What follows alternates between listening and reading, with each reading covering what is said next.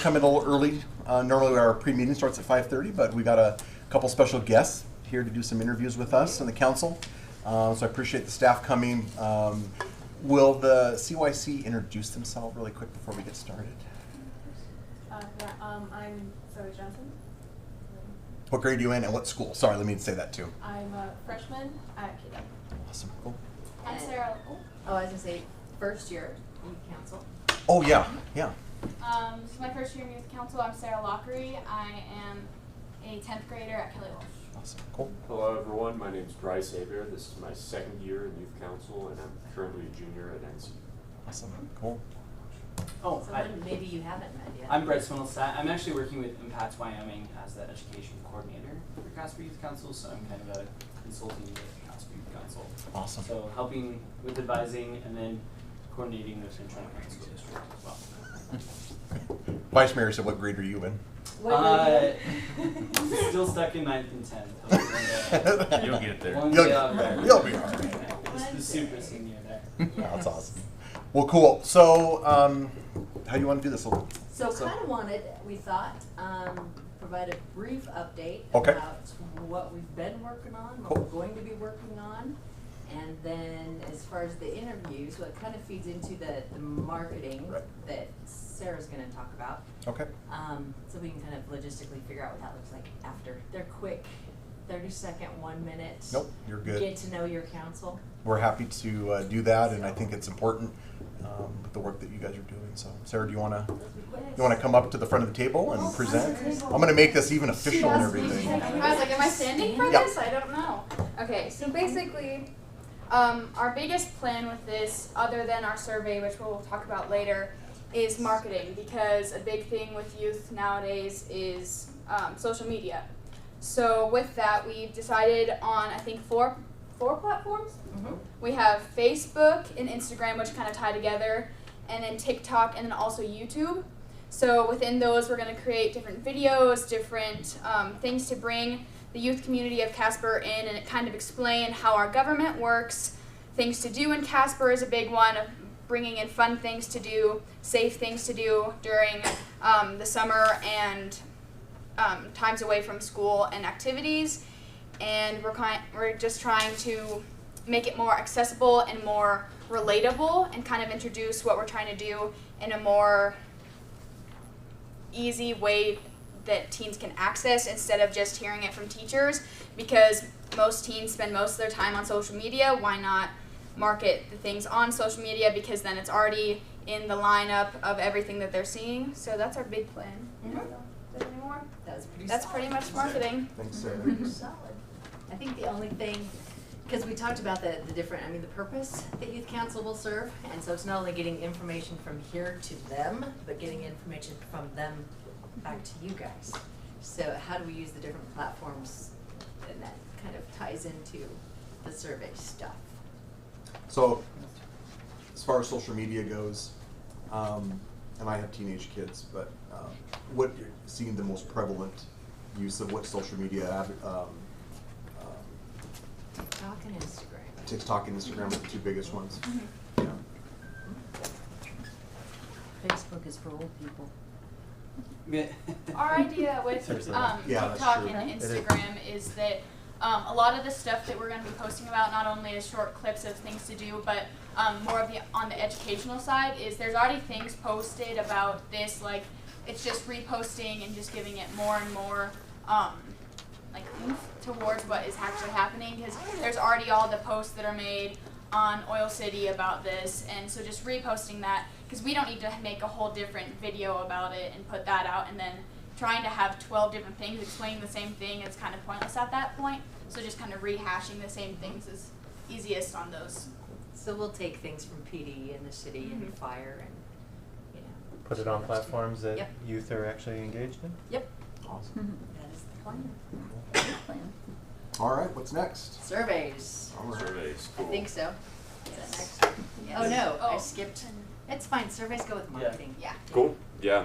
And if I'm missing Surveys. anything, please correct me because I have kind of a little bit loopy today.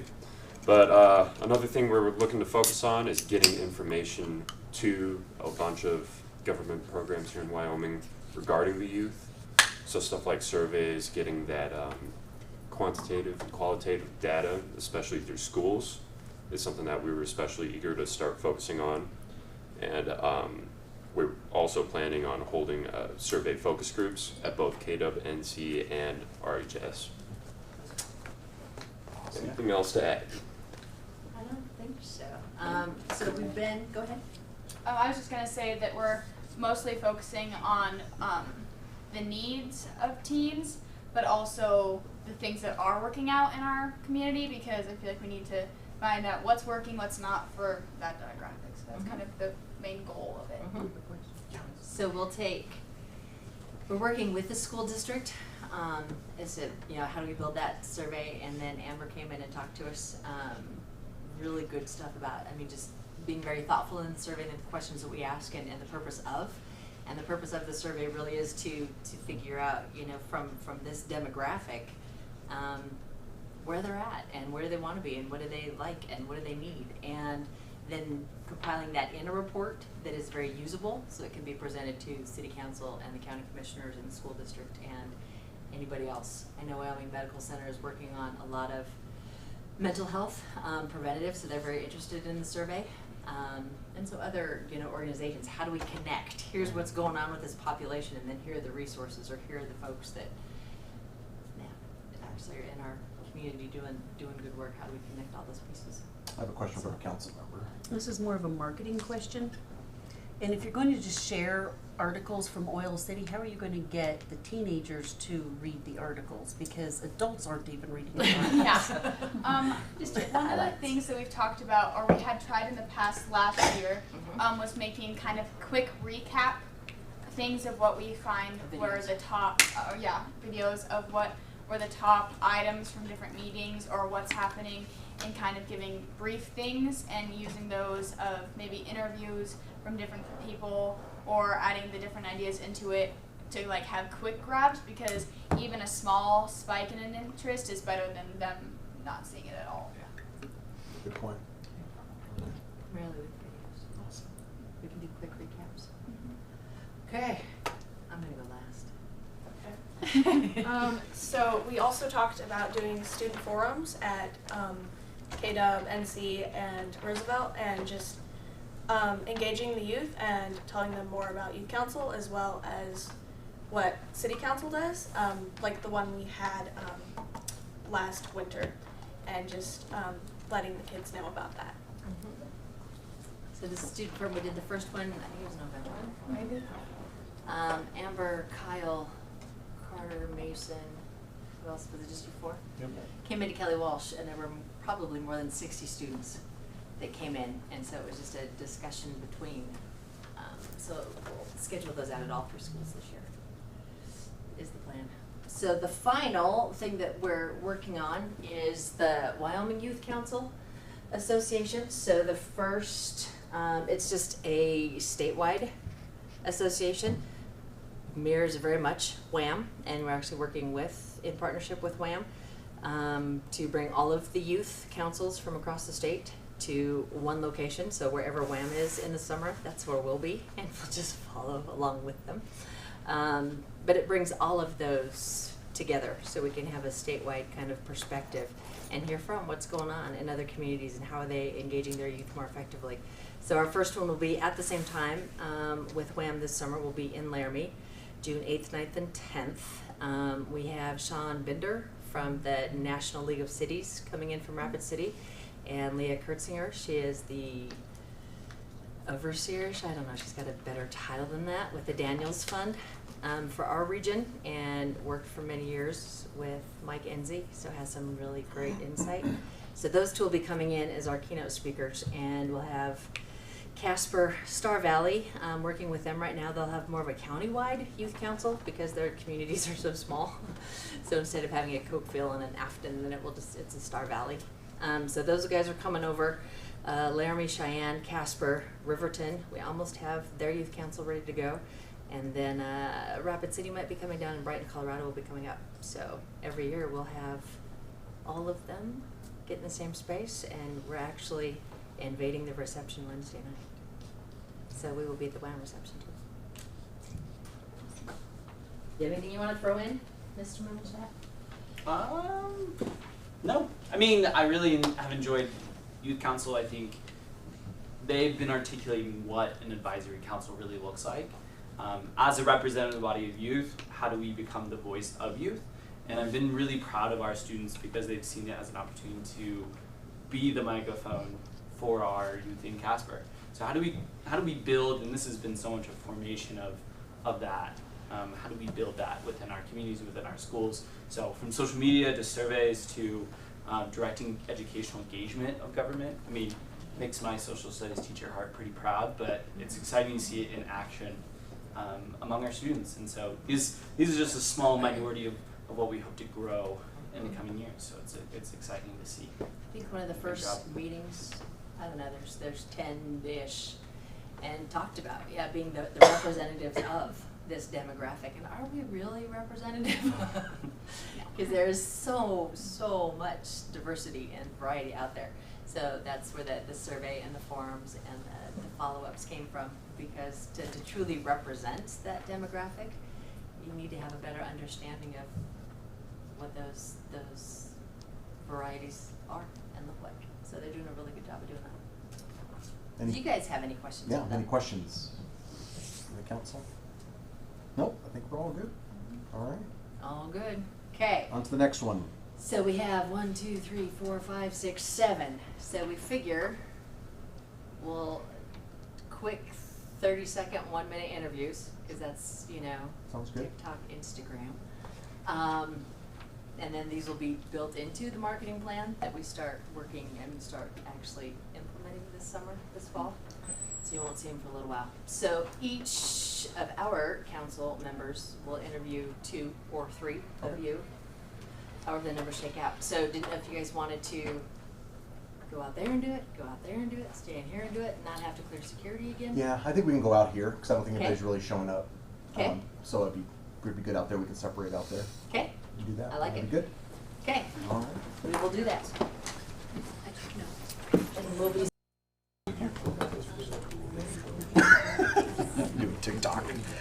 Okay, so we'll go ahead and move on to the Russian update. Actually, could we start with the audits? Yes. The request from the city manager asking that we start with the audits. Let's start with the audits then. All right, go ahead, John. Great, thank you very much. As you know, every year, this is something that you get to review, and we have an independent audit firm come in and look at the workings of the city, and this is the day that you get to hear kind of the final results from our auditors. And we have Jill Johnson, our financial division head here, and she will take over if that's okay with you all. Good, Jill. Okay, thank you.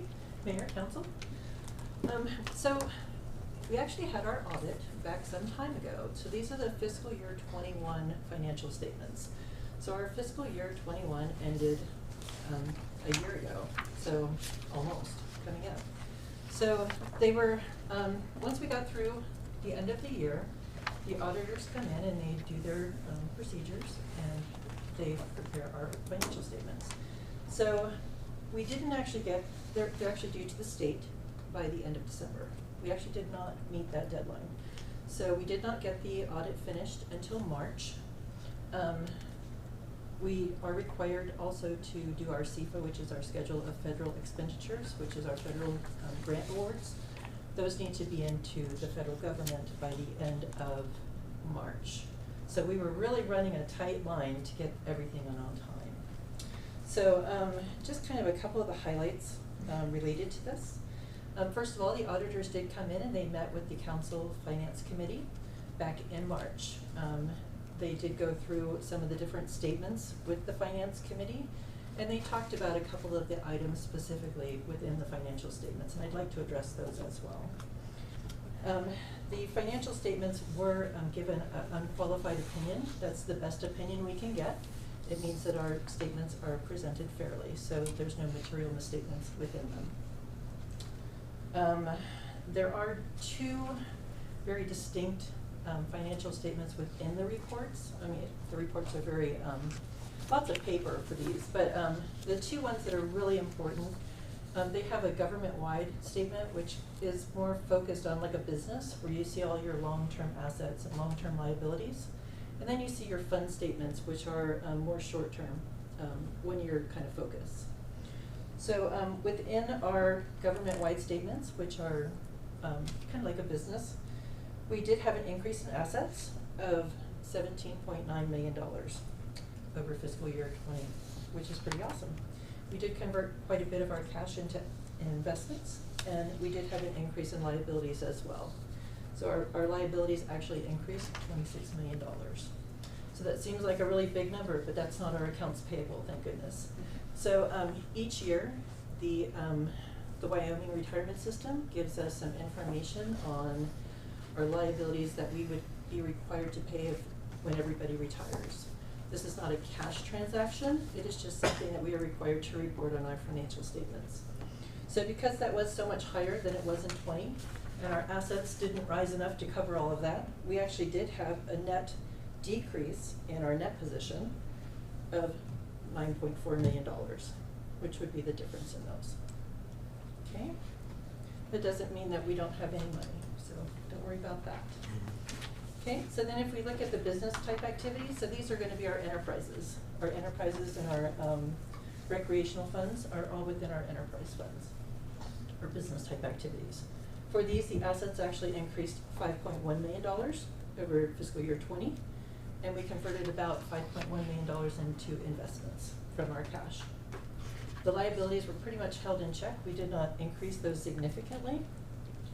And we did have an increase in our unrestricted net position of $2.2 million. So they're doing really well. So the other financial information that I kind of wanted to go through really quickly was our fund statements. Our fund statements are more current timeline focused, like a year. So when we look at those, we're not really seeing any kind of debt or capital assets. We're seeing things which are capital outlay, meaning we're going to pay that money out in order to buy something. Okay, so in that, we look at the revenues. These are actually divided into, again, governmental activities and our proprietary funds, which are our utilities. So when we look at our governmental funds, we have the general fund there. The general fund is actually made up of not just the general fund that we hear about very frequently. We actually have several funds that all make up that one column.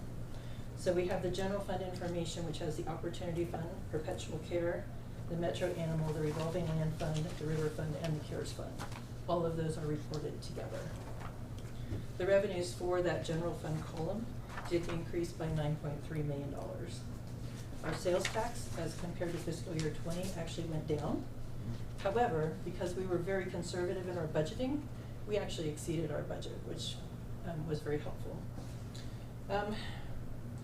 I don't really have a lot else to talk about with the financial statements. If you guys have questions with those, I'm happy to answer questions.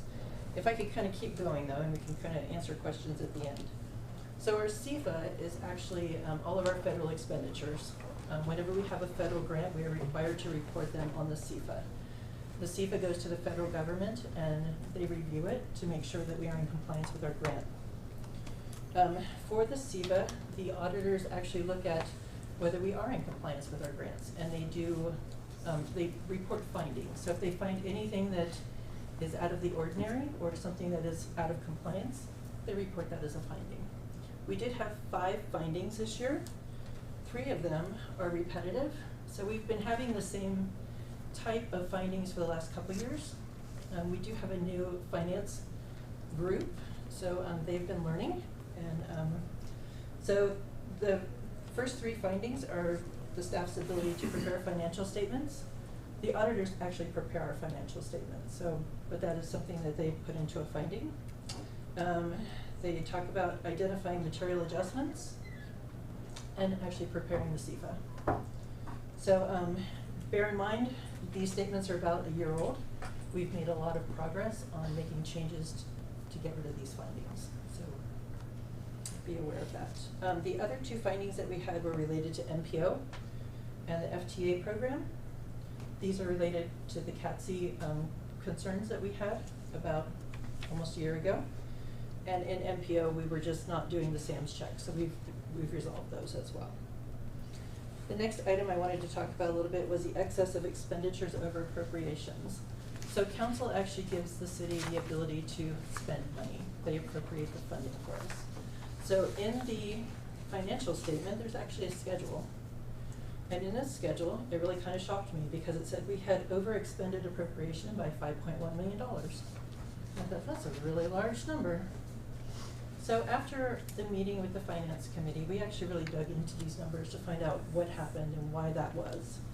So what we found is that the schedule that was prepared was incorrect. Within your paperwork that you have at your desk, there is actually an adjusted schedule. And I had asked the auditors to prepare a letter, but instead they sent me an email, so sorry about that. But it changed the numbers pretty significantly.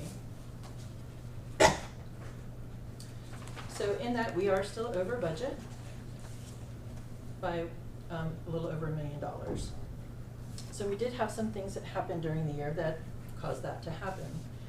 The largest one, the Health and Human Services, we actually did do a budget amendment back at Budget Amendment 3 for COVID stuff. At that time, COVID was very much a part of our lives, and we were getting supplies and doing all those kind of things. So when we did the budget amendment, we actually put the budget amendment into general government, and it should have gone into health and social services to cover that. So it was in the budget, it just wasn't in the right spot, so it made that cost center over budget. The other items that we had were fairly small. We did have public safety go over with their payroll expenses. The Opportunity Fund and the CARES Fund, both related to investment expenses. And then the fleet maintenance, we had some overages in bulk fuel and some outside services.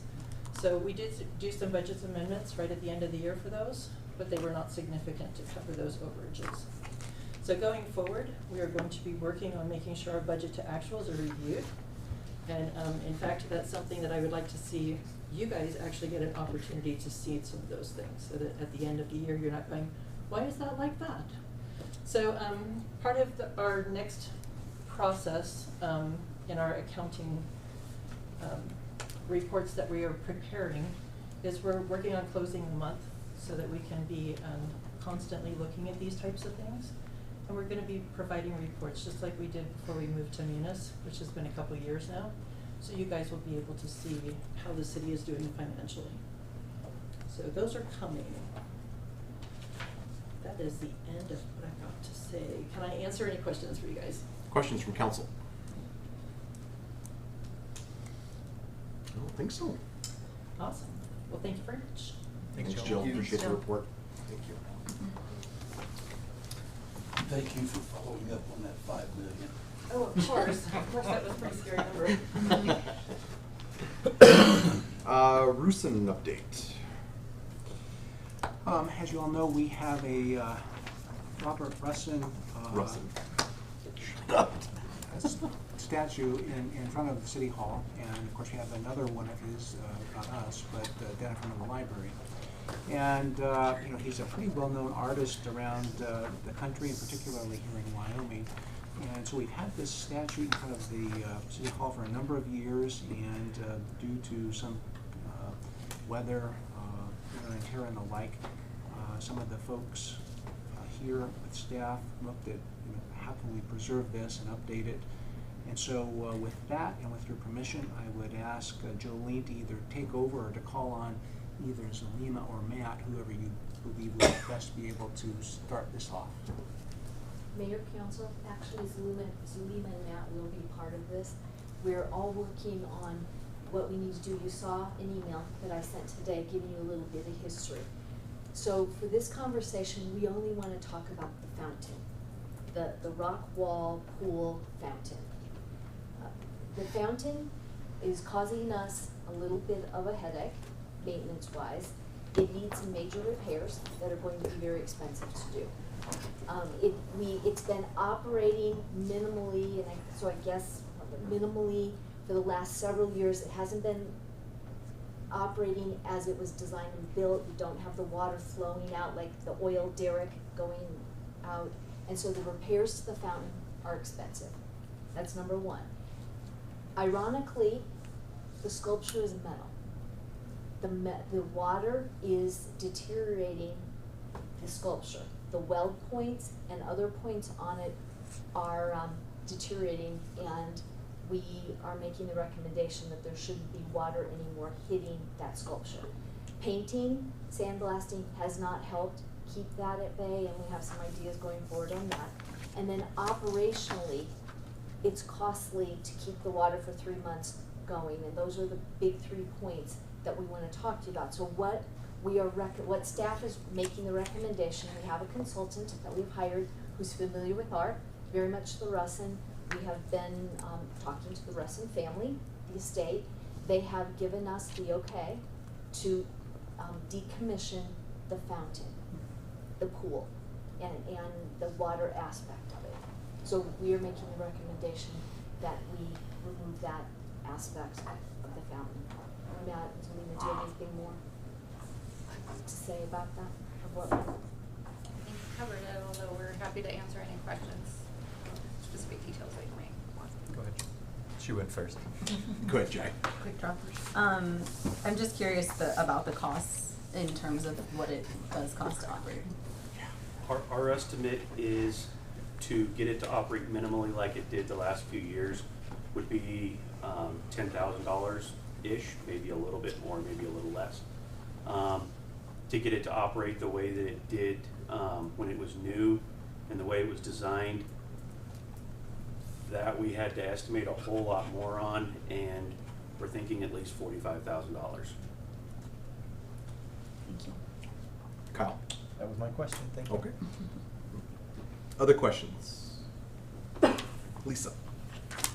So you're going to eliminate the pool, but we still get snow and rain. How are you going to protect the sculpture from weather?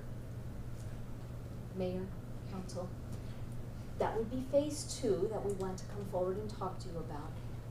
We have several ideas, and we don't want to get rid of the sculpture at all. So we want to work with Casper College, for example, their welding and auto body class to fix the welds, to paint, and add other surprising that we want to talk to you about later that we don't want to reveal today, if that's okay. Or Carter, you can. I would dare not do that. That to still make it an iconic art piece for City Hall and the city of Casper. So we do plan to paint the sculpture, we do plan to repair it.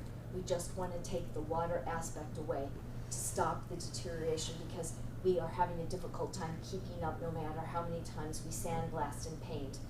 The last painting was done, if I recall, Mr. Beamer, it was about five or so years ago, and I believe it was at a cost of around $40,000 just to paint it. It was probably more than 5 years ago, because I can remember 5 years ago, and I don't. It was sometime between 13 and 16. There you go. Okay. Because I was on council when we did it, that's why. Do we have a cost of removing the fountain? Mayor, council, we're going to do almost all of it internally. The only cost that we would incur would be from an electrician that we would need to get at about $500, and the cost of slurry. But the rest of it will be done all by city crews, city buildings and structures crews, city street crews, city water crews. We plan to fill in the vault, the fountain vault with slurry, and so we don't have any accidents or caving into the ground later on. Kyle. Thank you, Mayor. Cost of operations, 3 months every year. Any idea, water and or financial cost of that? Mayor's council, I estimated the cost of the water is about $3,500 each year, with another between $500 and $1,000 to maintain it with time, labor, chemicals, other supplies that we use. So it'd be about $4,000 to $4,500 for 3 months of operation. Other questions? Comments? No? So it sounds like we just need a thumbs up from council to proceed. So anybody We'll be okay with it. Looks like you're good. Great. Thank you so much. All right, agenda review. Yes, Steve. If city would like, I can bring in a copy of Conoco's offshore paint spec, which is what we use to paint our platforms out on the So if you'd be interested in that, because we did have a little bit of water out there. Sounds a little hardy. Yeah. That's great. Thank If you're interested. Thank you. Agenda review. Carter, do you have anything you need to go over with the council? No, I don't think so. I think most of the council's aware that we do have an item coming off consent tonight as it relates to the potential agreement with PFDG for architectural services for the Casper Business Center. And beyond that, I don't think so. Okay. Does council have any questions for Carter regarding the agenda tonight? Okay. All right, well, we'll take a quick break and then we'll be up at 6 o'clock. Thank you, staff.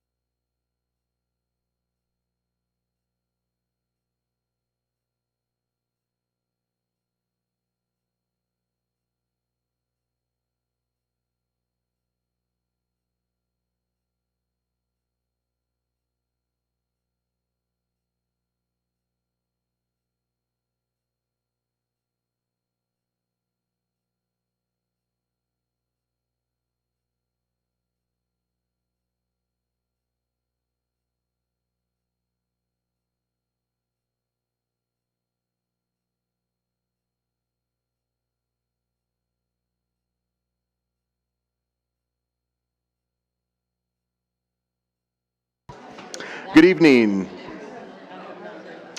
Before we begin this evening, I'd like to remind everyone to silence their cell phones.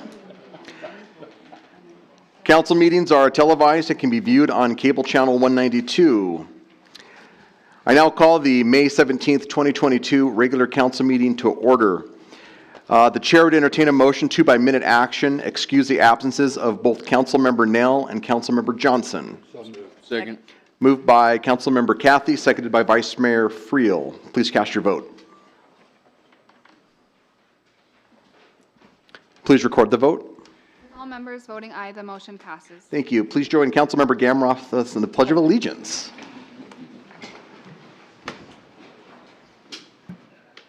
I pledge allegiance to the flag of the United States of America and to the republic for which it stands, one nation, under God, indivisible, with liberty and justice for all.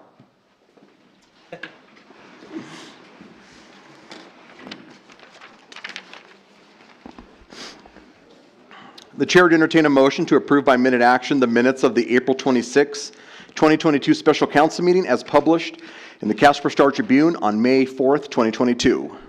So moved. Second. Moved by Councilmember Pollock, seconded by Councilmember Sutherland. Any amendments? Please cast your vote. Please record the vote. With all members voting aye, the motion passes. The chair would entertain a motion to approve by minute action the minutes of the May 3rd, 2022 regular council meeting as published in the Casper Star-Tribune on May 13th, 2022. So moved. Second. Moved by Vice Mayor Friel, seconded by Councilmember Pollock. Any amendments? Please cast your vote. Please record the vote. Please record the vote. With all members voting aye, the motion passes. Chair to entertain a motion to approve by minute action the May 17th, 2022 bills and claims as audited by City Manager Napier. So moved. Second. Moved by Vice Mayor Friel, seconded by Councilmember Pollock. Any abstentions? Please cast your vote. Please record the vote. With all members voting aye, the motion passes. So now we move to our bright spots in our community. We are pleased to welcome representatives from the Community Action Partnership of Natrona County here tonight. I would like to introduce Kelly Wessels, I hope I said your name right, Executive Director, and Crystal Wallace, Client Advocate, to say a few words. Please come forward. Good evening. Good evening. How are you all? Great, thank you. We are here to celebrate Community Action Month. Community action agencies have been developed over time, starting in the Johnson era and the war on poverty. We are representatives of this area that work very hard to help people find a different path and to improve their conditions so they can lead more healthful lives. And so Crystal, who has worked very hard on the proclamation, as well as our project, put together this check that represents what has been contributed to the city of Casper over the last year in the total of $785,848.57. Got it there. That is a small token of what actually occurs, because that may be direct payments and that may improve someone's life or housing stability, provide food on the table, do a repair, or take care of a medical bill. But what it really is about in community action is inspiring hope, helping people make decisions, choices, and be accountable for their own lives. We are guides. We are not owners of their lives. And we want them to be able to feel that they can self-determine for a more healthful and more robust existence in this community so that we can all prosper. So thank you very much for your time. I'm 4 weeks into living in the Casper area and appreciate all that has been given to me so far. And I look forward to speaking with you again soon. Welcome. Thank you so much. And I have a proclamation that I'm going to read, and so I'm going to have you wait here, and then I'll have you come up and grab it from me. Is that okay? That's great. Okay. There's a lot of whereases in it, so. So whereas in 1964, the Economic Opportunity Act created the Community Action Network, which is now comprised of over 1,000 agencies across the country that work together to create greater opportunities for millions of children and families to succeed. And whereas community action agencies offer a variety of services to residents, including employment, education, housing, income management, health, nutrition, energy, and general emergency assistance. And whereas Community Action Partnership of Natrona County was established in 1983, providing a full range of services to families and individuals, and health care for the homeless was founded in 1992 to provide primary health care and auxiliary services. And whereas in 2021, CAP of Natrona County served over 1,194 unduplicated individuals. 485 households received rental assistance, 121 households received utility assistance, helped 352 households with food insecurity, and assisted with 1,030 ERAP visits. Whereas in 2021, Healthcare for the Homeless served 735 patients, provided 3,398 clinic visits, 654 mental health visits, 94 virtual visits, prescribed 6,779 prescriptions, and served 100 patients with the new mobile medical unit. And whereas Community Action is celebrating 58 years of innovation, impact, and providing proven results for individuals and families. Now, therefore, I, Ray Pacheco, the Mayor of the City of Casper, Wyoming, do hereby proclaim May 2022 as Community Action Month. And in recognition of the hard work and dedication of all the city community, or the Casper Community Action Agency, in witness whereof I have hereunto set my hand and caused the official seal of the City of Casper, Wyoming, to be affixed this 17th day of May 2022. Thank you. Thank you.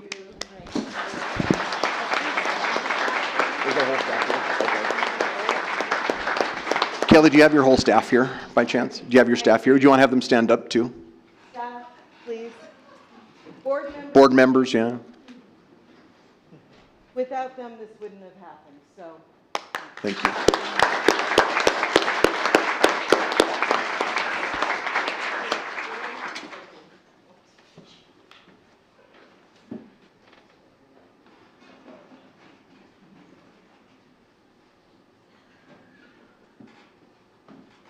She ducked out behind me. Yeah, where did Crystal go? She just ditched me. Thank you. I'm enjoying it. Good. Thank you. Thank you all. Thank you.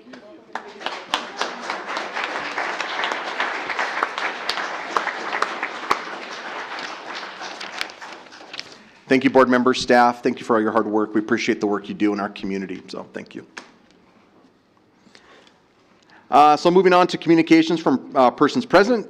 Now is the time that we invite anyone in the audience who wishes to speak with the council to come forward. As stated on the first page of the agenda, we do ask some of the following. Please state your name and address. Direct all questions and comments to the mayor and only the mayor. No personal attacks on staff or council will be tolerated. Council will not respond to personnel matters. Those will be referred to our city manager. Questions posed by speakers may or may not be responded to by council members. Presentations will be limited to 5 minutes, and the duplication of speakers will not be allowed, nor any time extensions will be permitted. Please note that public hearings and ordinances each have their own comment period, so please hold your comments on those items until we reach them. All right, anybody? Come on up. Here? Yeah, you're perfect, right there.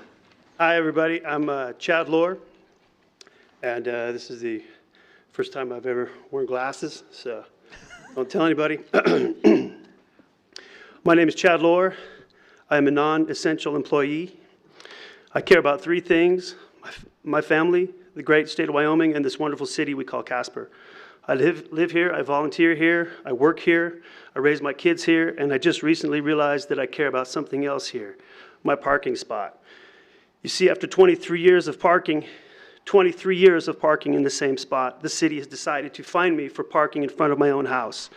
Out of nowhere, we have to pay up or park on 15th Street. Why now? The piece of land I'm referring to is ironically called the Parkway.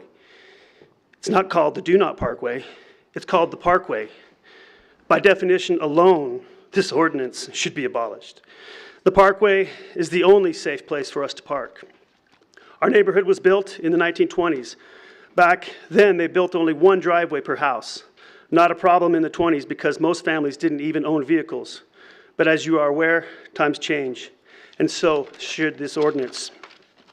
15th Street bottlenecks from east to west. It starts out wide and gets tighter and smaller until it dumps out all of its westbound traffic onto CY. That's where we live. If you live on a busy street, then you know just how dangerous it can be. We are constantly reminded by the sound of screaming sirens at all times of the day and night. People speed, people text, people wreck, and people die. I personally have witnessed several accidents directly in front of my own house, right where the city wants me to park. I have children and grandparents, family and students going in and out of my house constantly. They need a safe place to park, and 15th is out of the question. Parking on 15th slows down our emergency responders. Go ahead, ask a firefighter, a policeman, an ambulance driver. They do not want us adding more congestion to 15th. What about in the winter when it snows? Where do we park then? Between the snow plows, our vehicles, and all the turkeys. It'll be a stalemate. No cars are going to go anywhere. I was recently told by a city official not to worry, that I could apply for an application that possibly would allow me to park in front of my own house again. All I would need to do is fork up some dough. Now that is fine for someone new moving into the neighborhood, but for those of us who have lived here for most of our lives, it smells. It smells like a dead fish. It smells like extortion. You are profiting off my family's safety. I was born and raised in Wyoming, and according to the Cowboy Code of Ethics that I was raised on, it states, be tough, be fair, know when to draw the line, and some things are not for sale. Well, this is not fair, and I'm drawing the line, and my family's safety is not for sale. And it is truly audacious that after 2 years of COVID restrictions and families struggling to get by, that the city hits us with this ticky-tack, outdated, preposterous ordinance. The people ticketed in my neighborhood are mostly on fixed incomes. Retired teachers, retired Army veterans, a contractor, a nurse. Some are working extra jobs just to make ends meet.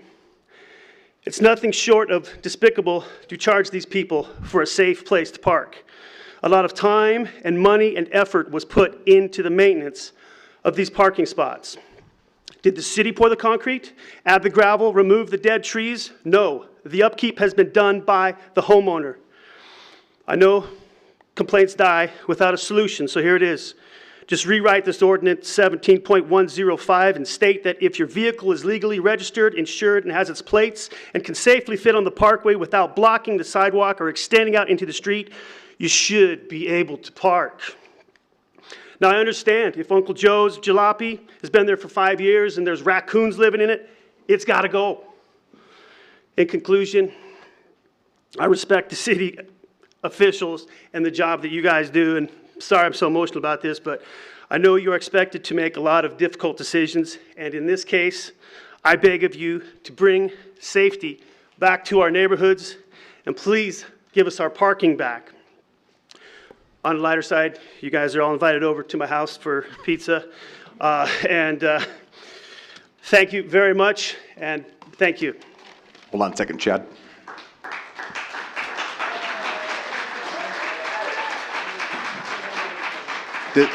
Does anybody have any questions for Chad? Anything? No? Okay. All right. Yeah. You want to say something? I just didn't You know. want to go ahead and bring up what we talked about at the work session? Do you want to? Go ahead.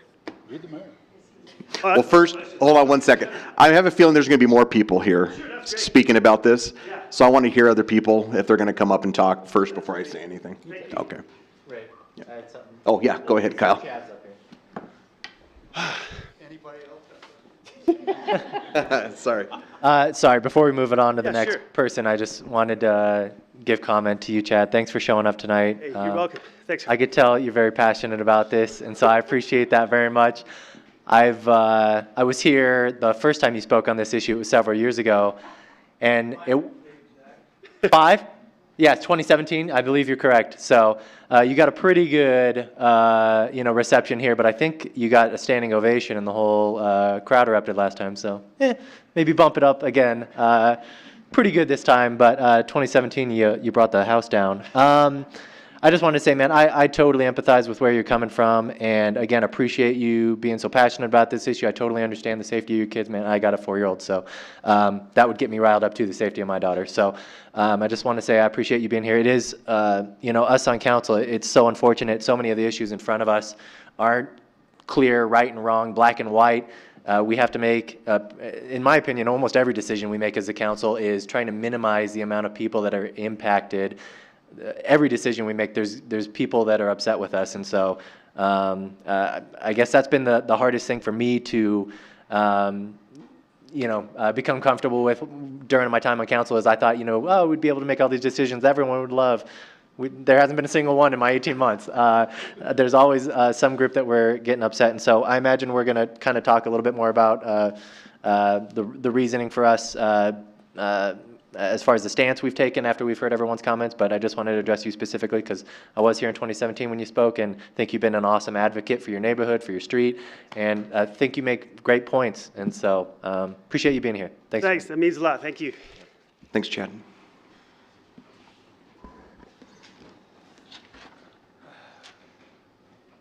My name is Patrick Moore. I live at 810 West 15th Street in Casper. I guess all I have to add to what Chad has said is that I've been here 43 years in that house, and I think I'm the oldest one on that street right now. I don't know about physically, but living there since then, and I just wished I could understand why. I mean, I went through the periods of old junker cars, which I had one set in front of my house, and I can understand, but what Chad said was very, I think, enlightening in the fact that if it's a registered car, you pay taxes, it has, well, you can check the insurance, the police will do that, then we need to look at this, what it is, law or statute or regulation, and please take all these considerations, because my kids are grown, but not my 9 grandkids that come and visit me. And to go across that street, if you've been on 15th, we have considerable accidents, and it's just not 15th, it's all over. Something's out there and is well maintained in front of your house. You put the money in to make it safe, make it, so it's pleasant to look at to some degree, then I think you need to reconsider that. I was here 5 years ago. Unfortunately, I came right after the ex-sheriff or the ex-police chief gave his dissertation, and I don't know if I didn't have any effect then, but I hope you consider what we're saying here today. Thank you. Thank you. Any questions? Okay.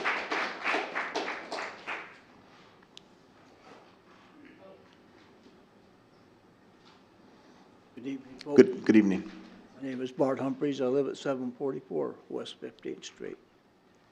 One of the things that just bothers me about parking on the curb where the parking is supposed to be is that quarter crown falls off from there about 12%.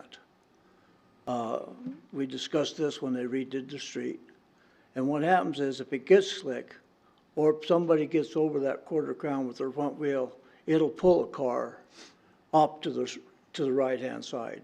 So if you're parked there on the curb where your parking's allowed, there's no room for error. So I just want to bring that to everybody's back. Thank you. Thank you. My name is Bruce Dangle. I live at 1617 South Poplar. The other gentleman stole my thunder, so I'm kind of going to roll here with a little bit. The subdivision that my home was at was built in 1924, apparently. City maps that I have found showed in 1923 there was nothing there. 24, there's all kinds of houses there. The neighbor down the street, his house was built from Wyoming clay and brick. So, and across the street was an open area for CY Ranch. But the maps don't show anything at all about the parkway. The guy who built my house was named as Harold Noyes. He worked out the Texaco refinery, and he lived there until 1967 when he died. He was just a great old gentleman from what I understand. But I too need a place to park with my vehicle. Our driveway in front is big enough for one vehicle. Two, if I crowd it, drive on my grass, I'm not willing to do that. But the day that I got the little pink ticket that the city was so proud of offering on my door on my vehicle, December 26th, 2021, I had parked on my parkway for 15 years. I laid the cement. The first thing off, the city expanded their water line, and tore up the cement, replaced it. The state of Wyoming put their expansion on the CY and Poplar intersection. They tore up the cement again and replaced it. And then the 26th of December, I get the ticket saying it's no longer legal for me to park there. But on top of that, the ordinance says that I can get a permit if I apply to the city. I called the city. That's good for 12th and 13th Street. There's no permit available for me to get on Poplar, even if I wanted to. So unfortunately, you guys have to change this ordinance to allow us to at least think about parking on there, or give us a permit excuse or something. There's the 27th of December, I counted traffic in front of my house from 7:30 until 8:15. That was a Christmas vacation day for the kids, and many parents were off work.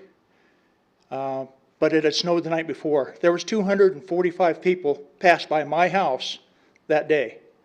The one bicyclist and 2 city vehicles. But that's a minor day compared to most days. Most days they have, good grief, 300-400 cars that go past. And if you get out of my driveway and try and get out to that street on Poplar, you're not going to do it. There's a 2-minute section right there sometimes if you're really lucky. The rest of the time, you spend 20 minutes getting out of my driveway, and my driveway is right there on the street. So it makes no sense at all that property is sitting there. The city doesn't use it, doesn't maintain it. By ordinance, the property owners are supposed to take care of the thing. If there's a dead tree, we have to apply for a permit to get it taken care of. It has to be taken care of by a licensed, city-recognized arborist. We have to buy the permit to take care of the branches and the leaves and all the other junk that they fall on the street with. It stipulates what we can do for grass, flowers, even how high the fence are. I don't want junk in front of my place. The ordinance says I have to make sure that doesn't happen. Also don't want debris from construction or anything else in front of my place. All I really want is a place to park. And like these other guys have said, it's a pretty simple process, particularly when it's off the street, the streets aren't blocked and the sidewalks aren't blocked. So with that said, I hope you guys find it in your place, someplace, to change the ordinance, amend it, do something with it. And while you're at it, take away that exorbitant fee for parking on it. That's ridiculous. A $10 sticker for putting on the parking in front of the parkway, fantastic to me. But you guys are asking $75 or better, and better than $200 to start with.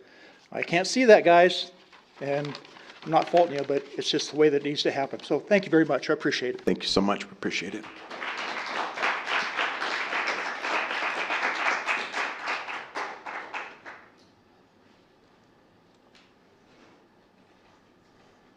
Good evening. Good evening. My name is Zach Cotherman.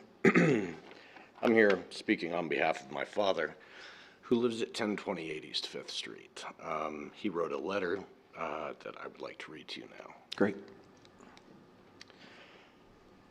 While the recently passed prohibition of parking on the median or Devil Strip might be a good idea in certain areas of the city, it is a terrible inconvenience in my neighborhood, particularly on East 5th Street from Conwell to McKinley.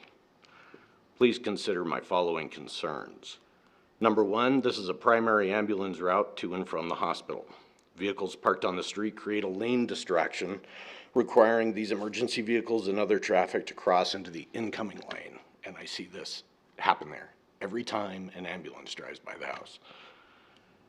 Number two, East 5th is narrow, and while the speed limit is posted at 20, traffic rarely obeys this limit. Serious traffic accidents between Jackson and McKinley are frequent, and vehicles parked on the street will only increase the likelihood of collisions due to dangerous intersections, having now even further decreased visibility with more vehicles parked on the streets. My vehicles have been struck 4 times while parked in front of my house on the curb before I invested in a large concrete pad between the sidewalk and curb. This pad was installed in 2000. That's 22 years at great expense.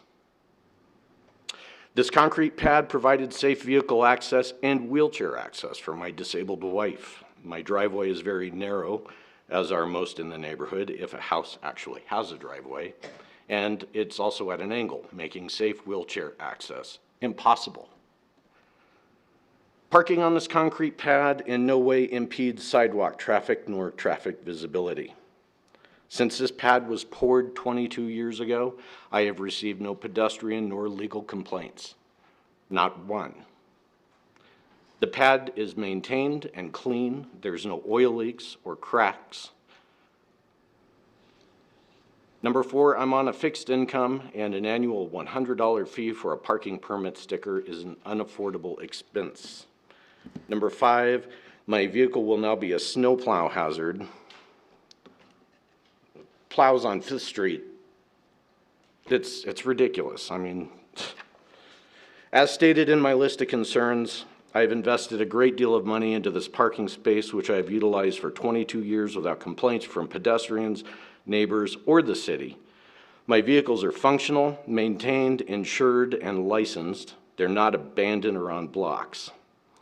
Now, however, I have to start parking one of my vehicles on the street, rendering this pad effectively useless. What do I do with it now, besides maintain it for the city? Additionally, most of my neighbors have similar parking pads and will be forced to park their vehicles on the street as well.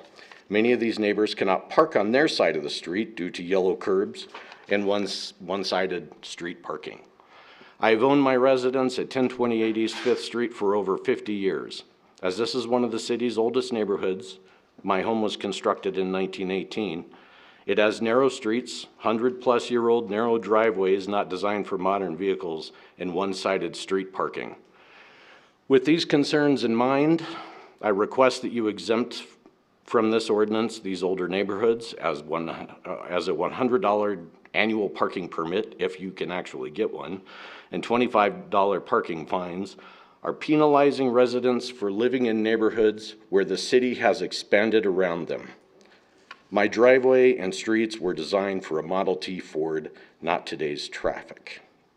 Thank you for your attention to this matter. Regards, Michael Cotherman.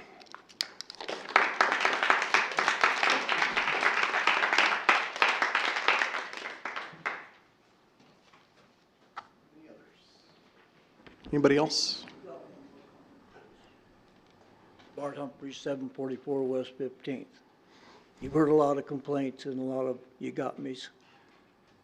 I'd really like to understand what brought you to this to begin with. If there's something that's important that we could address that needs to be done, then that's one thing we can consider it. But if somebody's willing to speak to it, I'd appreciate that. Thank you. Thank you.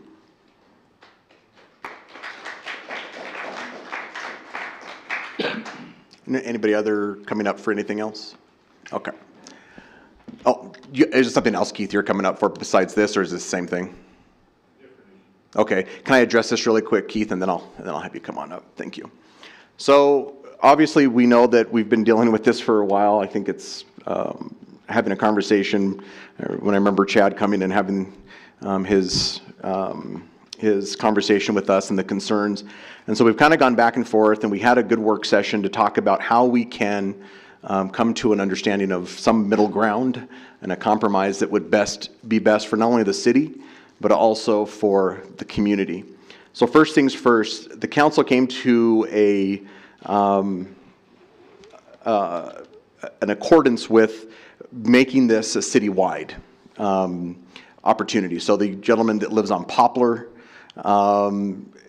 I can tell you that we have said we want this to be a citywide for people across, just not 12th and 13th Street. So that's one thing that we're looking at wanting to change. because we know that there are more than just a couple people on 12th and 13th, but there are other areas that can benefit from this. Now, as far as the cost, and I'll have the city manager help me make sure that I get this right, we're looking at $100 per year for a permit. Am I correct on that?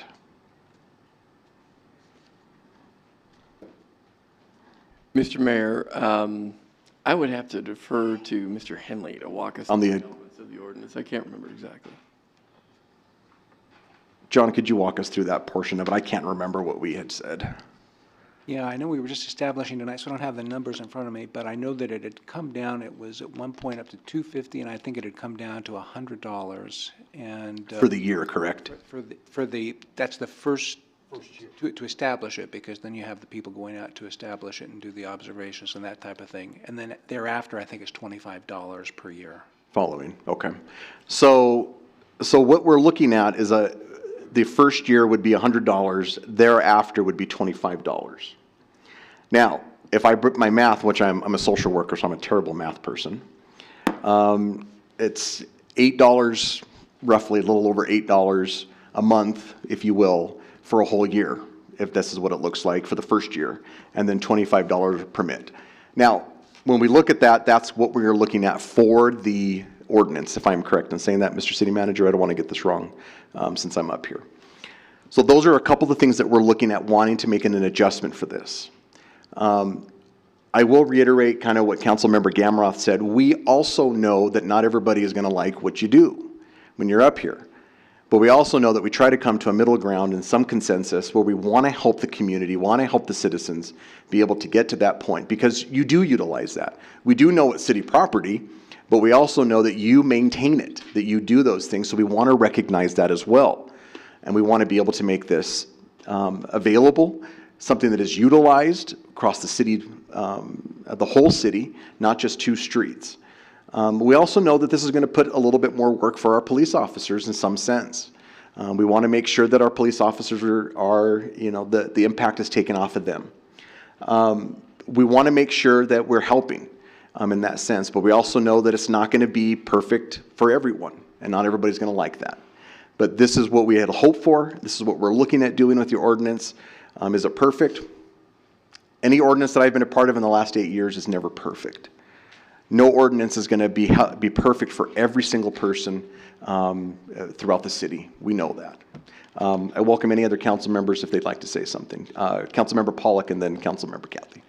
Thank you, Mayor, and thanks for everyone who showed up to speak on this tonight. I wanted to provide a little bit of additional context. I think there's maybe a misunderstanding that we, as this council, has decided to prohibit parkway parking, and that isn't true. It's been illegal for many, many, many years. It went many years without being enforced, as many of you have spoken to. And it was when I first came on council last year that one of my counterparts, Councilman Nell, said, if this is going to be on the ordinance books, we either need to enforce it or we need to get rid of it. We need to modify it. We can't have ordinances hanging around that are being enforced not universally or inconsistently. And so his suggestion at that point was to pilot this program on 12th and 13th, which we did for a year. After part of that pilot was then to also begin enforcing the ordinance as well. And it was brought to my attention by Mr. Dangle, who I've been corresponding with over the last several months. He made the point, and again, this was always intended to be a pilot that we would either expand or eliminate depending on the results of it. And he brought to my attention that he was getting warnings at his home on Poplar Street, and sent me many pictures. And as somebody who grew up in this area of Casper, older neighborhoods, had very little that I could argue with him on as to where it would make sense for him to park on Poplar Street. It certainly wouldn't. I grew up 5 houses away from Mr. Lohr as well, so certainly understand that area. And so what the ordinance that we're trying to amend right now is, we're not trying to prohibit it, we're actually trying to provide a solution for the issue you all have just brought to us, which is to expand this program citywide. I understand that there may be some disagreements about where we set the fees. I did ask in the last work session that they be lowered because we only had a couple people participate on the 12th and 13th pilot, and to me, that made me wonder if the cost was a barrier and something that we could try to reduce while still understanding that there are man hours necessary to go out to look at these areas to make sure that there's not going to be safety hazards, traffic concerns, et cetera. Make sure people aren't taking out trees that shouldn't be taken out, that sort of thing before establishing these parkways. So, ultimately what we're trying to do by amending this ordinance is provide a route to legal permitted parking on the parkways, so that we don't have ordinances hanging around that aren't being enforced. But we also aren't saying that folks need to park on the street because we understand that that is not realistic in many, many areas of town. So, tonight we're setting the date for the public hearing, which is scheduled to begin next week, I believe, or two weeks. And, that would be an opportunity where we could discuss the fee. If you do have concerns about where the fees are being set, what would make it a program that you would be able to participate in. You're welcome to email me or anybody else up here, and also show up at those public hearings. We'll hear it 3 times, presumably, for an amendment, right? Mm-hmm. So, multiple chances to weigh in on where you think those things should be set, but we did reduce it based on the uptake on 12th and 13th pilot. So just wanted to kind of clarify, we're not trying to eliminate parkway parking. We are trying to provide a route to parkway parking for folks with this amendment. So that's all. Good summary. Yep. Thank you. Councilmember Kathy. I wanted to mention one of the things on that $100 initial fee is technically if you go out and put that pad in there, you need a building permit. So you have to go through that whole process as well. And this winds up taking care of that. It does the pre-installation inspections for turn radiuses, line of sight along the streets, for accidents at corners, which they were very prevalent along 12th and 13th streets at the intersections of Beach and David. And so that was part of why there needed to be a pre-installation inspection, was to make sure that by parking a vehicle there, you weren't going to infringe on the corner line of sight views that we're supposed to have by city ordinance. So it wasn't really an arbitrary figure. We were trying to make this a net zero to the city and basically try to recuperate our costs for implementing this program. And that's really where the renewal fee every year is as well, for the stickers, for that type of thing. So just as an addition to where we're looking and trying to figure out how to accommodate the public as a whole. Councilmember Gamroth. One sec, well, just going around the council first, so go ahead, Councilmember Gamroth. Thank you, Mayor, and thank you, council members, Kathy and Pollock, doing a good job kind of representing the struggle I think we've had on council to get this right, and I still don't believe we're ever going to get it right. Again, to my comment earlier, we just decide who is upset with us and how many of those people. So some of the points that had been made, I'm in concurrence with that. Chad, your comments earlier, again, I find very compelling, man. I totally understand the safety issue.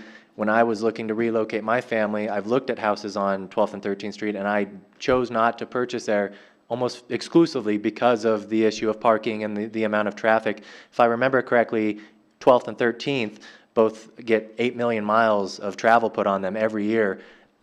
When they were built in the 20s, they were not intended to handle that amount of traffic. They were not intended to be the main arterial east-west roadways in our city, but that's just the way the city's developed. Unfortunately, that's kind of the position they're in now. Similar to where I live in River West subdivision in PV, not the traffic concerns, but it was originally built by the county. Now it's in the city's hands, and that neighborhood was not developed to city standards. We have traffic congestion issues out there, and they're even expanding, more development going on. And so I don't have the 8 million miles of traffic in front of my house, but I live in a neighborhood that has other issues that are the result of not proper planning for the future. As was mentioned, the cost of the annual permit, we discussed in our last meeting, reducing those costs. I believe last year it was $250 for the annual permit, $50 for the renewal. Council has discussed, and it sounds like the majority is looking forward to $100 for the initial and $25 for the renewal. My understanding is that that won't even cover the cost of the city. That seemed to be the trepidation city staff had, was that our previous fees that we had set, that was to cover the costs. We as council has discussed essentially subsidizing that. I don't know, city manager, I don't know if you'd agree or disagree with that statement. That was the impression I came away with at our last meeting, was that the rates that we've considered talking about wouldn't even cover the cost of the city, with pulling the permit, with the enforcement, the other issues. Chad, you had brought up earlier whether our police department and fire and EMS and everyone, what their thoughts would be. I believe, I don't want to put Deputy Chief Cheney on the spot because it's been the chief that has spoken to us in the past on this issue, but I believe it's a position of the police department that parking on the street actually reduces the speeds of traffic because it narrows the corridor. You know, I got in trouble myself last year for mentioning Vin Diesel after we were given a presentation from the police department about the speeds. You know, I was concerned with the high speeds on those streets. One clocking in at 90 miles an hour. I think that's really dangerous and scary to think about if you have a family with children. People going 90 miles an hour down those roads. Yeah, I guess to reiterate, this is actually probably the one of two or three issues since my time on council that has been so hard for me to take a side of the fence on. The majority of communities don't allow parkway parking at all. I believe the report we got from city staff, there was a handful of communities, and oh man, I was trying to find it as you folks were speaking, but I believe Rapid City was one of the only, if not the only, community that allowed it, and they fashioned their ordinance very similar to the way we're fashioning our ordinance. They allow it within certain parameters, and there's certain fees that are associated with it. The reason that you would need a permit, my understanding, is that if you go through the expense of paving the parkway in front of your house, you know, a couple grand or whatever the cost is to pave it, if there's no permit aspect of that, and a stranger could come up and park on your parkway, and you would have no recourse as the property owner to, you know, get them to move or reserve that space for you and your family. So I believe that's part of the you know, issue of having a permit, is to lock that up for the person that put the investment in to save that spot for them and their family. I don't have much else other to say other than I do really appreciate everyone coming and speaking tonight. I totally empathize with your position and am in agreement with a lot of the things you're saying, but there's also very compelling reasons to you know, explore permitting and kind of going this route with it as well. And so, no easy solution. You know, it sucks because it's not a, you know, it's not an easy right or wrong, black or white issue, and I wish it was, but that's all I have for the moment. Thanks. Councilmember Ingebretson. So the ordinance basically came about way back when for certain reasons, and whoever's taking care of it, doing the concrete and putting the proper stuff in place, they're a minority. And so this ordinance is in place due to the fact, especially summer months, you get campers and trailers and boats, and I mean, people will see that the front of their house, and then that does block your view. And so that is ultimately what we're fighting against, because the minority is actually doing what's right when the majority is actually causing a problem.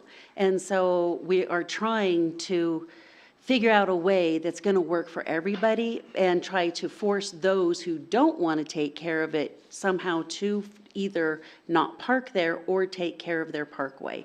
And those of you who are taking care of it, we thank you very much for doing so. But we understand that this does not fit the needs for everybody. But the majority of the people are actually a larger problem than what you folks are. And so that's basically why this ordinance is placed, and that's why we're trying to figure this out. It's it's summer season and everybody, we're gonna have it in every single neighborhood. Everybody is gonna have the boats and campers and trailers and the fifth wheels and everything else. And it's a problem in every single neighborhood. So this is why we're trying to do this. Thank you. So here's what I want to do, because I know there's people that would like to make more comments, and we generally try not to do duplication of comments during comment period. What I will say is that I appreciate the other council members for picking up my slack and being able to answer portions that I wasn't able to and summarizing it. The thing about it that I would like to do and kind of move forward is that we are going to be having our public hearing, which we're going to establish tonight, the public hearing, and I encourage you to come and participate in that public hearing. So you can do that, because that is where we have the 3 readings, and we do have the opportunity to make amendments, to listen and have those conversations through the process. And so that will be in 2 weeks. June 7th will be when we have our public hearing, and I encourage you to come, be a part of that process, to have the conversation, to reiterate again what you're doing, what you're experiencing, to have the conversation. We'll be in more detail about what we're going to be trying to do with this ordinance. And amendments happen, things take place as we go through that process, which is the beauty of our system here, because we want to hear your voices to do that. So I appreciate your time, okay? We do need to move forward, sir, and I really... It's just a really quick comment to the lady that gave a comment there. We as owners and landowners who stop in this area, I didn't know there was a pilot project for 12 or 13. Oh, okay. And I'm not sure where that word came out, unless I'm living in a bubble, which I have been for the last couple of years. Yeah, we've had it for about a year. I know. About a year, yeah. What I'm trying to say is, where was it? Can you notify the people along those streets, or is there a way that we can see what those particular things are? So what I'll do is, because we do need to move forward with our business meeting, is I can have you contact our city manager if you'd like to know more about that and that history behind that, because we did. Okay, and I do know the city staff did reach out to the community when it came to that, if I'm correct, Mr. City Manager, on those streets to let them know about the process. I know that did happen. What's that? Oh. No, it wasn't on 15th. It was just 12th and 13th Street. Okay, we're going to move forward. We do ask you, though, to public hearing comment, or public hearing in a couple weeks. We'd love to have you be a part of that. Thank you. Go ahead, Keith.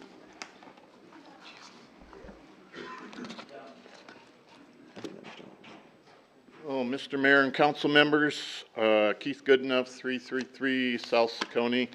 I'm not here to talk on a controversial issue like parkways. I'm here to talk about Donald Trump. And Donald Trump is coming to town here shortly and going to be appearing at the event center. I would imagine there's a lot of security concerns. I haven't called any of you to talk about this with you to see if you've already discussed this, but Donald Trump has a well-documented history of not paying his obligations when he has rallies in cities, and he's left cities holding the bag for millions of dollars over time. And so I just wanted to make the public statement that I assume all of you have looked into what sort of resources are going to go to facilitating his visit and making sure that the city doesn't get stiffed like so many other cities have over the past couple of years especially. So if we do get stiffed, then I'm going to be able to come back and say, I told you so. I can tell you, Keith, that there has been a conversation. I know some people have reached out to me personally, and I don't know about other council members, I'm sure they have, about that same concern, about that. And I think it's okay about the RNC. I can mention that. Or do you want to say something first? Do you want to answer first? Mr. Mayor, I'd be happy to answer. And what I've been telling everybody that invites my thoughts into the matter is that it really and truly is a yes and no question. Indeed, the organizing company that is helping to facilitate this program has paid the Ford Wyoming Center for the rental fee of the space that they're going to be using there. We have forwarded a contract for service, if you will, to the same organization for the costs that we will incur to provide security services, public safety services that include both police and fire, in the hopes that they would, sign on to that agreement, which would entail payment for the overtime and the extra costs that the city would incur. But that's the no part, because we haven't gotten that agreement back yet, and we don't know for sure if indeed those costs that we will incur one way or the other is going to be covered. And so I might be saving the speaker a trip because he already knows the answer. It's yes and no. We may or may not get paid for those out-of-pocket personnel costs. Thank you. Vice Mayor. The only comment that I want to make is whether we get stiffed or not by Donald Trump. It doesn't matter if it's Trump coming here, Joe Biden shows up, Jimmy Carter shows up. I can tell you Congress came here when we had a death of a congressman here. We have to protect them no matter what. That money is going to get spent, whether it is spent on him or any other president or dignitary that comes in this community. It's a cost that has to be paid irregardless. So whether we get stiffed or not has nothing to do with it. We have to protect them. End of story. Well, Mr. Mayor, from what I've read in the past, some cities get paid and some do not. So maybe it'd be worthwhile to check in with the cities that did get paid. And I will have to make another trip, because if indeed we end up fronting all these costs and not getting reimbursed, I'll want to know how much it would be. So I'll have to come back and ask you that question. Thank you, Keith. Yeah, go ahead. Thanks, Mayor, and thanks, Vice Mayor, for your comments. I imagine the chief would agree that it's a public safety issue and that we need to provide those services regardless. To Mr. Goodenough's point, though, I would be curious, the congressional delegation that came for the passing of Mike Enzi, former presidencies, I would be curious to know historically whether those public safety costs have been, whether the burden was on the organizers or the city. I would be curious historically who pays those costs, because if a precedent has been set, I'd want to, abide by that. So, thank you. Mr. City Manager. Mr. Mayor, that's an easy question, because the answer is routinely no. We don't generally get paid, particularly when the federal government shows up or those kinds of things. It's just a cost of doing business. If it's, to have them here. If it's not that I'm trying to dig a deeper hole, if it's a political rally for a political campaign, no matter what, we still have to do that as a death of a dignitary versus a political rally. Mr. Mayor, particularly when it involves a former president, it is absolutely in the community's best interest to be as thorough and helpful and protective as possible. Now, granted, we don't have to provide the same detail that the Secret Service does as a part of their routine, but nonetheless, we have to facilitate an environment that allows that event to occur. And if we do get paid, I will be very, very pleased to be able to report that. But I'm not convinced that it will happen, at least as it relates, again, to the out-of-pocket personnel costs that will likely incur. Thank you so much. I appreciate it. Stay tuned. Stay tuned, Keith. We may see you. I got one little comment to make. Supposedly, the preliminary count is 20,000 people. We're going to protect Mr. Trump. We're going to protect his crowd. But 20,000 people who are going to show up in our city at the event center, I don't know if we have enough gendarmerie to make that happen. I don't know how much the parking is going to be. It's going to be a nightmare. But it's something that we're going to have to think about very seriously. And I hope you guys, I wouldn't want to be in your pants at the time that happens. That's just going to be awful. Thank you. Thank you. I will say, and we'll move forward, that I have all confidence in our city staff and our police department. They are top-notch, and they will do the best that they can in providing protection for not only a former president, but also to the community. So, all right, anybody else? Okay, thank you. Thank you, everyone, for talking and sharing tonight. Establish dates for a public hearing, amending ordinances for parking and parkways. Please read the consent agenda title. Mr. Establish June 7th, 2022 as the public hearing date for consideration of an ordinance amending sections 10.36.010 and 10.36.020 of Chapter 10.36 Parking of the Casper Municipal Code. Thank you. Chair to entertain a motion to, by minute action, establish the public hearing date just read. So moved. Second. Moved by Councilmember Cathy, seconded by Councilmember Pollock. Any abstentions or nay votes? Please cast your vote. Please record the vote. With all members voting aye, the motion passes. Thank you. I now declare the public hearing open for the consideration of an ordinance amending Chapter 5.24, Hotels and Rooming Houses of the Municipal Code. Mr. City Attorney, do you have any exhibits? Thank you, Mayor. We have one exhibit. Exhibit number 1 corresponds from John Henley to J. Carter Napier and the City Council dated May 3, 2022. Mr. City Manager, do you have a report? Just a short one, Mr. Mayor. This is a conversation we are bringing back pursuant to feedback that the council's provided as it relates to making sure that the constitutional concerns that the Attorney's Office pointed out are rectified in the draft that you have in front of you. And beyond that, Mr. Mayor, that's my report. Thank you. Council will now listen to public comment. Public hearing comments are limited to 5 minutes, and no duplication of speakers will be allowed. At this time, I would ask those individuals who wish to speak in favor of amending Chapter 5.24, Hotels and Rooming Houses, to please approach the lectern. At this time, I would ask those individuals who wish to speak in opposition to amending Chapter 5.24, Hotels and Rooming Houses, to please approach the lectern. Those that wish to speak in opposition.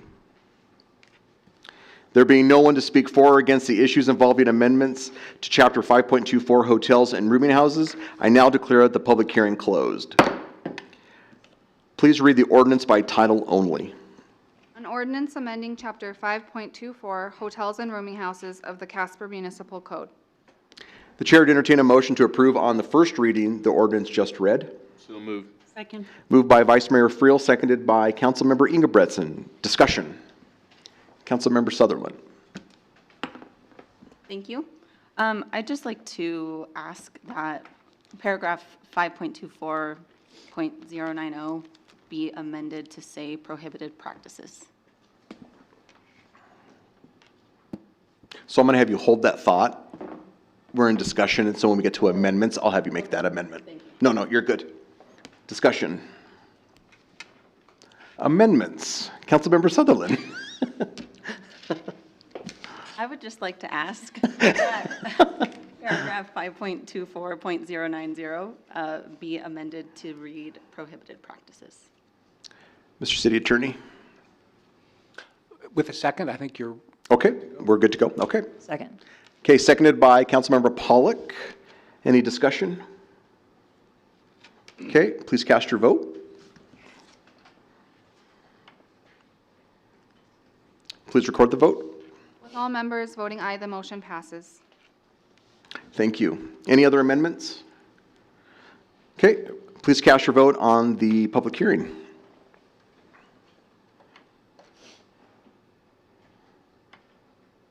Please record the vote. With all members voting aye, the motion passes. Thank you.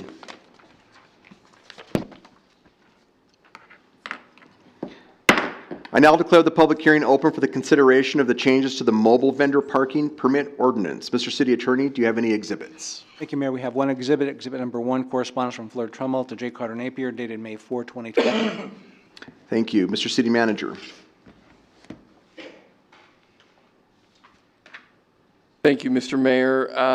The intent of tonight's proposal for the council to consider in first reading is really just to amend the mobile vendor parking permit program in such a way that it allows for the same kind of consideration for the 7 spaces that have been set aside for food truck access in the Goodstein parking lots in a similar fashion to what has been set aside with regard to the current ordinance language for spaces along 2nd Street downtown. The idea being that when a public space is reserved for a private purpose, particularly from a private profit purpose, that indeed some level of permitting be put in place. Thank you. Council will now listen to public comment. Public hearing comments are limited to 5 minutes and no duplication to speakers will be allowed. At this time, I would ask those individuals who wish to speak in favor of the changes to the mobile vendor parking permit ordinance to please approach the lectern. Those who wish to speak in favor. Okay. At this time, I would ask those individuals who wish to speak in opposition to the changes to the mobile vendor parking permit ordinance to please approach the lectern. Those who wish to speak in opposition. There being no one to speak for or against the issues involving the changes to the mobile vendor parking permit ordinance, I now declare the public hearing closed. Please read the ordinance by title only. An ordinance amending section 10.36.031 of the Casper Municipal Code, mobile vendor parking. The chair would entertain a motion to approve on first reading the ordinance just read. So moved. Moved by Councilmember Pollock, seconded by Councilmember Sutherland. Discussion. Amendments. Please cast your vote. Please record the vote. With all members voting aye, the motion passes. I now declare the public hearing open for the consideration of a vacation, replat, and subdivision agreement. Wait 1 second. We'll let everybody exit out.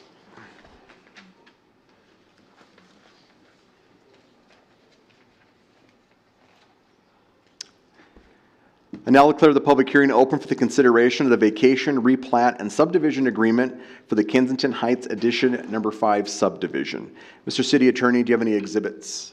Yes, Mayor, 2 exhibits. Exhibit number 1, correspondence from Liz Becker to J. Carter Napier, dated May 4, 2022. And exhibit number 2, affidavit of publication, is published in the Casper Star Tribune, dated May 2, 2022. Thank you. Mr. City Manager, do you have a report? Thank you, Mr. Mayor. The idea with regard to the proposal in front of you tonight is to prepare for the Kensington subdivision, Kensington Heights, subdivision, to be prepared for its next phase of development. As you can see on your exhibit, that phase would include the southern portion of the area circled in a blue line there in the center of your document, and allow that development to move forward. Great, thank you. Council will now listen to public comment. Public hearing comments are limited to 5 minutes and no duplication of speakers will be allowed. At this time, I would ask those individuals who wish to speak in favor of the issues involving Kensington Heights Addition Number 5 subdivision to please approach the lectern. Hi, Lisa. Good evening, Mr. Mayor, council members. Lisa Burridge, 421 South Center. I'm happy to answer any questions you may have. Questions for Ms. Burridge on the Kensington Addition? Doesn't look like it. Thank you. Anybody else who wishes to speak in favor? At this time, I would ask those individuals who wish to speak in opposition to the issues involving Kensington Heights Addition Number 5 subdivision to please approach the lectern. Those who wish to speak in opposition. There being no others to speak for or against the issues involving Kensington Heights Addition Number 5 subdivision, I now declare the public hearing closed. Please read the ordinance by title only. An ordinance approving a vacation, replat, and subdivision agreement to create the Kensington Heights Addition Number 5 subdivision in the city of Casper, Wyoming. The chair would entertain a motion to approve on first reading the ordinance just read. Second. Moved by Councilmember Sutherland, seconded by Councilmember Pollock. Discussion. Amendments. Please cast your vote. Please record the vote. With Councilmember Ingebretson and Vice Mayor Friel abstaining, motion passes. Thank you.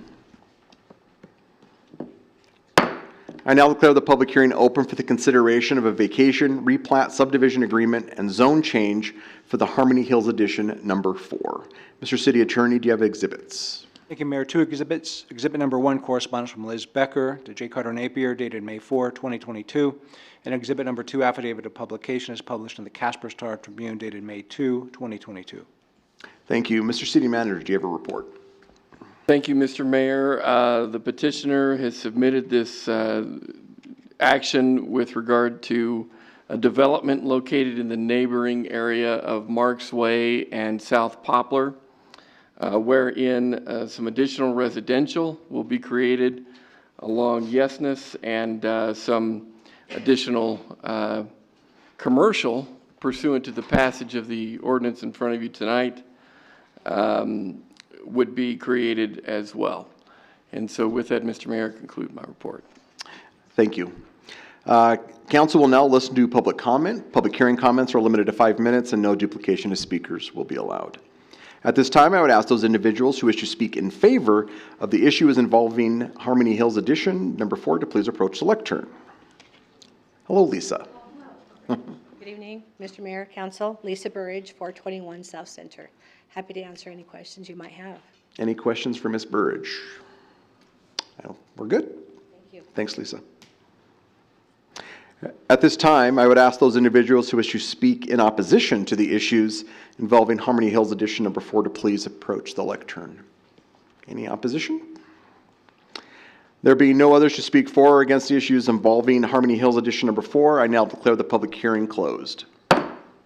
Please read the ordinance by title only. An ordinance approving a vacation replat, subdivision agreement, and zone change to create the Harmony Hills Edition number 4 subdivision in the city of Casper, Wyoming. Thank you. The chair would entertain a motion to approve on first reading the ordinance just read. So moved. Moved by Councilmember Pollock, seconded by Councilmember Sutherland. Discussion. Amendments? Please cast your vote. Please record the vote. With Councilmember Ingebretson and Vice Mayor Friel abstaining and all others voting aye, motion passes. Thank you. Please read the ordinance on third reading by title only.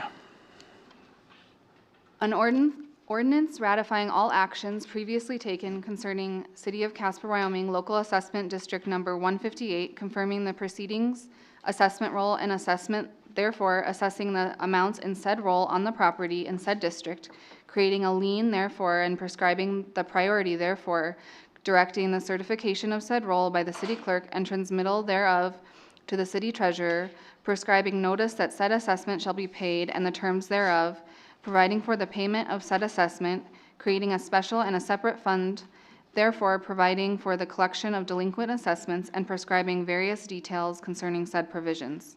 Thank you. The chair to entertain a motion to approve on third reading the ordinance just read. So moved. Moved by Vice Mayor Friel, seconded by Councilmember Sutherland.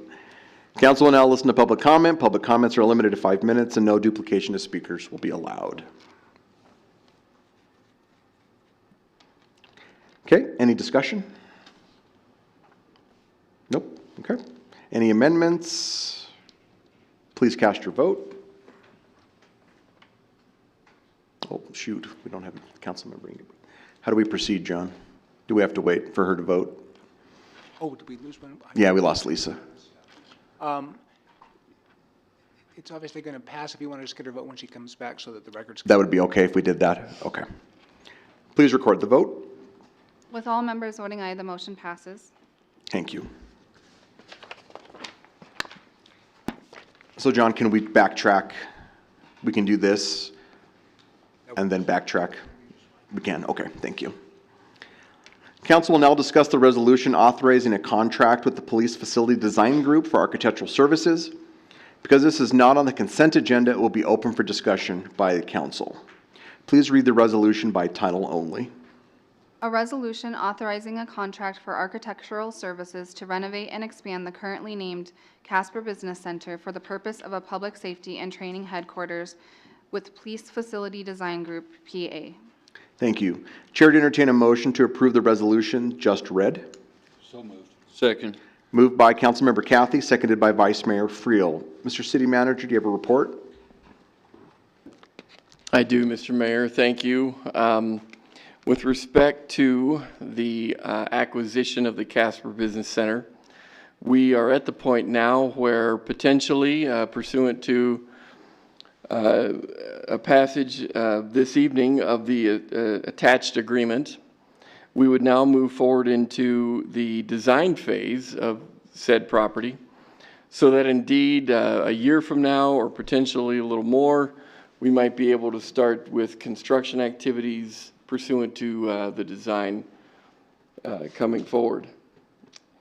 Council will recall, or at least some of you anyway, that back in 2018, the city engaged a bid process, if you will, wherein we solicited proposals from architectural firms for the possibility of not only participating in the design at this point in stage in the project's progress, but at the time also to include an assessment of potential facilities that would be presented to council and for the purpose of pursuing options that were available at the time.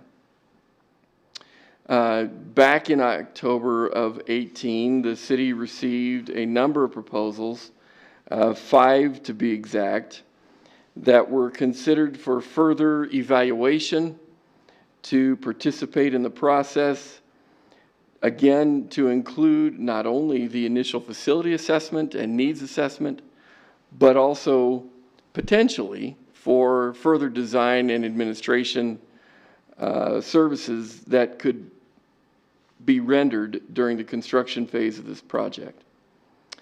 Of the 5 that were received, 3 were interviewed for further discussion, 2 of which were local firms that were partnering with non-local partners, and 1 of which was a full non-local entity. Of those 3 that were interviewed, Police Facility Design Group was selected and just so happened to have the smallest, least cost fee associated with the services that they would render. Moving forward now, 4 years in time to the point we're at today, council has the option of entering into an agreement with Police Facility Design Group to continue those services and move into the design phase, and with that, the construction administrative services that we would need to move into the construction phase of this facility, which obviously would be a rehabilitation of the Casper Business Center. We anticipate that the fees needed for those services would not exceed $2 million, which have been set aside pursuant to 1 cent $16 that were envisioned 4 years ago upon the passage of 1 cent 16. And with that, Mr. Mayor, I would conclude my report. Great, thank you. Discussion. Yep, Councilmember Pollock. Thank you, Mayor, and thank you, City Manager, for that report. So I asked for this to be pulled off consent, one, so that we could hear that background and remind the public of how we got here, but also because in the RFP that was submitted by the firm that we use to do the needs assessment and who we've been working with on this project, I don't know if I'm just not seeing it, but I don't see much in that proposal that addresses what would we be considering here phase 2. I know that they won, based on their proposal that was predominantly focused on phase 1, feasibility, space needs assessment, et cetera. But within their proposal, I don't see anything that sort of suggests what would be, if we were to send out another RFP, the type of detail that we would see for this coming phase coming from this company. So I'm wondering if they ever did send us, here's a hypothetical phase 2, what it would look like if we were to go ahead and continue this contract. As I understand it, we can do that based on the terms of the RFP that we already sent out and the contract that we've engaged with for them. But I'm feeling a little bit uneasy doing that, not seeing any level of detail from them about what phase 2 would look like we would get if we did issue a new RFP. So I'm wondering if there is a phase 2, if there's a document that they've provided to give me some clarity on that.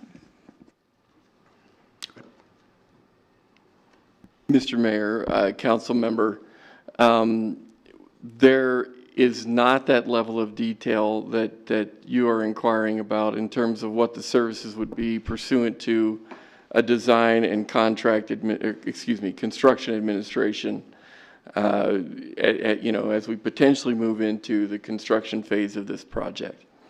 And that is because we did not do an RFP process for this portion of the project. Without a doubt, as you correctly mentioned, it was anticipated and envisioned that this successful vendor 4 years ago would be potentially the vendor that we would move forward with into future design and construction phases. And those types of data and detail were not required then either. And so if indeed that type of detail is necessary to move forward, it probably would make sense to go through another RFP process wherein we would solicit proposals and go through those steps in more thorough fashion. I would suggest that given the experience that we have had with Police Facility Design Group, that would not be necessarily warranted, but without a doubt, council has that authority, that ability, although not that requirement. Councilmember Gamroth. Thank you, Mayor. City Manager, a couple questions. One, the RFP for Phase 1 feasibility and space needs assessment, do you recall who put in bids for that RFP and if any of them were local? Mr. Mayor, I do, if it's okay to move forward. Thank you, Councilman, for that question. We had 5 submittals back then, and I can give you the names of each of them if you'd prefer. Certainly, Police Facility Design Group was one, Hein Bond and EAPC was another, State Line Number 7 and BSW was another, GSG Architecture and Architects Design Group was another, and the final submission was Roth Shepard TCA Architecture. Of the 5 that I just read off, 3 were local. Thank you. Follow up. In our memo, it says that the city's retained a local subject matter expert who's assisting. Curious, are we able to disclose who that is? Thank you. Mr. Mayor, Councilman, back in the beginning of the project's process, which the dates of which I originally referred to, and I'll just loosely refer to that as 2018, we did enter into an agreement with Lisa Hubbard, who is also a local architect and, as a matter of fact, has the uncommon background of having been one of the architects that designed the Casper Business Center, as a matter of luck more than anything. And so she has been helping us to facilitate the process that we are discussing now, helped us to review the submittals that were given to us back in 2018, and has been with us throughout the process leading up to today, wherein she will likely continue to help us as we move forward from this phase, potentially this evening or otherwise, and throughout the construction portions of this project. Thank you. Yep. Councilmember Sutherland. Thanks. So this is a 2-part question, if that's okay. So the first is, and this might be asking you to answer something that is impossible to ask, but if we were to go out for RFP again, would you imagine that the pool of candidates would look very different, given that it is a little bit of it's a different role at this point? So that's the first question. And then also just how would that affect our timeline if we were to do that? Mr. Mayor, Councilwoman, thank you for your question. I suspect that there could be some differences, and I suspect there'd be a lot of similarities. And to be more certain, however, I absolutely believe that the timeline will be impacted And in the original, sort of scope that we had anticipated as far as project completion and moving in and all those kinds of things would indeed be delayed. If you had to guess, what might you guess? Mr. Mayor and Councilwoman, as a point of reference, strictly, when this original process back in 2018 took place, we started in roughly August and concluded the evaluation and selection process in I'm going to say February, to be a little bit generous with time. And so at the very least, you're going to have a similar evaluation process of that time frame. In addition to that, however, I would also say that, we would be bringing agreements back to the council. We'd be going through a very similar evaluation process of this nature as well. And then, of course, with that delay in time, particularly in our building environment that we're facing right now, you have to assume that we're going to be facing cost increases as well. And so, unfortunately, those are the realities of which we're facing right now. Councilmember Cathey. Thank you, Mr. Mayor. Along those lines, something that I do want to point out is that in this proposal, we are using as the associate architects here locally, Edmondson. Now I can't pronounce things. Anyhow, Edmondson and Associates is a local architect, and Lower and Company are the structural engineers here. And along that timeline that you were just referencing, Mr. Manager, you're talking roughly 7 to 8 months just in the RFP process. And something else that we will lose along that time is we have already used these people in our evaluation of that building. And if we were to switch contractors, we would probably lose another 2 months at least in orientation and getting a new contractor up to speed, which they would also have to charge for. So that's another point, whichever way you want to look at it. But we are using local contractors as well. Any other discussion? Okay, any amendments? Please cast your vote. Please record the vote. With all members voting aye, the motion passes. Thank you. Council will now consider consent resolutions. Please read the consent resolutions by title only. Mayor, did you want to go back? Oh, yes, I'm so sorry. Thank you for reminding me, John. I need your vote, Lisa, on the LAD Coates Road. Okay. Let the record show. Is that good? Okay. Thank you. Thanks, Lisa. Please read the consent resolutions by title only.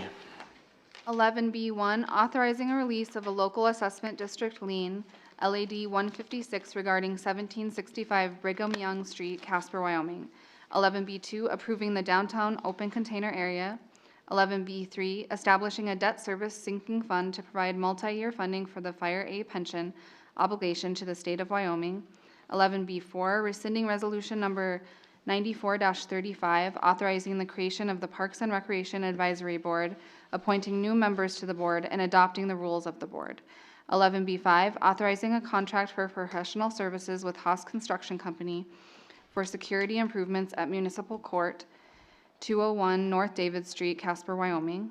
11B6, designating the corpus allocation, future additional corpus, and eligible expenses of the Perpetual Care Fund. 11B7, authorizing an agreement with Ramshorn Construction Incorporated for the 2022 12th Street improvements, CY Avenue to McKinley Street. 11B8, authorizing a cooperative agreement with the Wyoming Department of Transportation for construction activities for the Poplar Street utility improvements, CY Avenue to Collins Drive. 11B9, authorizing a contract with Davidson Mechanical to replace plumbing and mechanical equipment at Metro Animal Shelter. And 11B10, authorizing ratification of terms for the collective bargaining agreement for July 1st, 2022 to June 30th, 2023 between the City of Casper and the Firefighters Local Union 904 IAFF-AFL-CIO. Thank you. The chair would entertain a motion to adopt the consent resolutions just read. So moved. Second. Moved by Councilmember Pollock, seconded by Councilmember Egan-Bretson. Mr. City Manager, do you have any comments on any of these items? Thank you. Is there any abstentions or nay votes? Councilmember Pollock. Thank you. I'd like to abstain from item B2, please. Councilmember, or Vice Mayor Friel. And I'm going to abstain from item 11B3. Anybody else? Okay. Please cast your vote. Please record the vote. With Vice Mayor Friel and Councilmember Pollock's abstentions noted, motion passes. The chair would entertain, please read the consent minute action titles. 12A1, appointing 2 new members to Casper's Council of People with Disabilities for a term of 3 years beginning May 26, 2022. 12A2, appointing 2 individuals to the Contractors Licensing Board, Jeremiah Halthus and Ian Elvstead, for a term expiring December 31st, 2025. 12A3, appointing 3 members to the Parks and Recreation Advisory Board. Thank you. The chair would entertain a motion to approve the consent minute action agenda items just read. So moved. Moved by Vice Mayor Friel, seconded by Councilmember Sutherland. Any abstentions or nay votes? Please cast your vote. Please record the vote. All members voting aye, the motion passes. Thank you. At this time, we ask council members to bring forward relevant concerns of items or interest. And we'll start with Councilmember Pollock. Thank you. I do not have anything to report back on, but I will be having an EDJPB board meeting this week that I'll be attending, so I will get a report to you all on the flip side of that. Thank you. Councilmember Sutherland. Just a couple of things. The Regional Water Board meeting was today. Not a lot to report, but had some good discussion about preparation for the summer, as well as conversations to continue about rate changes. Also had the ARA JPP meeting last week, working on the budget. And then also got some good news that there's been a pretty good increase in interest in some of the properties that the board manages there. So that's all good news. And that's it. Thank you. Councilmember Kathy. Last Wednesday went to the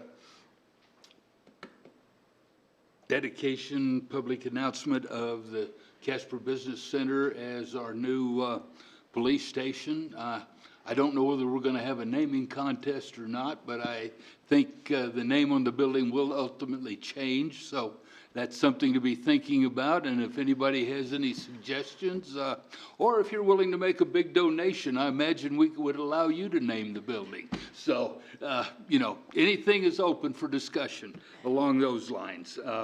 I also went to the Joint Powers Water Board meeting.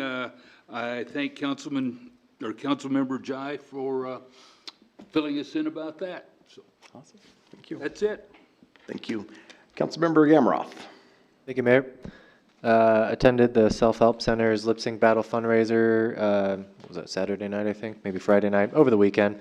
Had a great time. Thanks to that organization for all the work they do. Thank you to the Vice Mayor for cutting a little short video that they used in their entertainment portion of the evening. And then lastly, just I appreciate everyone who showed up this evening to speak on issues. As was mentioned earlier, for the folks that are really passionate about the Parkway parking issue, there will be 3 readings. All we were doing tonight was establishing the public hearing date. So I hope to see some of those folks again, and I hope they take the time to express their thoughts fully and any ideas they might have for resolving this issue or adding or amending to it. I'm looking forward to hearing from those folks over the next 6 weeks or so. Oh, there was one other thing, but must not have been that important. So I just really appreciate people engaging in the process and letting us know how they feel. Oh, downtown open container ordinance was another one. I know we passed that tonight, and we didn't have much wiggle room for amending that, since the idea was to get it going by Memorial Day, and that's in 2 weeks. So didn't have much wiggle room as far as pushing that any further. And so that's why I wasn't really pressuring us to give that more thought. But that's another one of those issues I don't think we have quite right yet. I think we could further refine it. And so I guess over this coming year, over this coming season, please be on the lookout. Jot down ideas for how we could better refine that ordinance. And then next year, would love to hear that input and take it into consideration if we need to amend it at all. So again, thanks for the people that are engaging in the process, and I hope to see more people engaging in the process on issues that you're passionate or have an interest in. Thank you. Thank you. I'm going to go back quickly to Councilmember Kathy.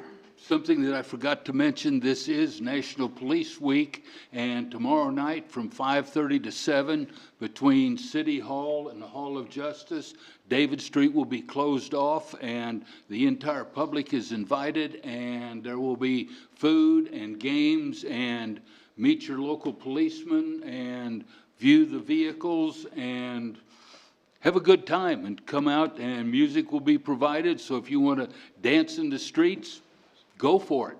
So I wanted to bring that to everybody's attention.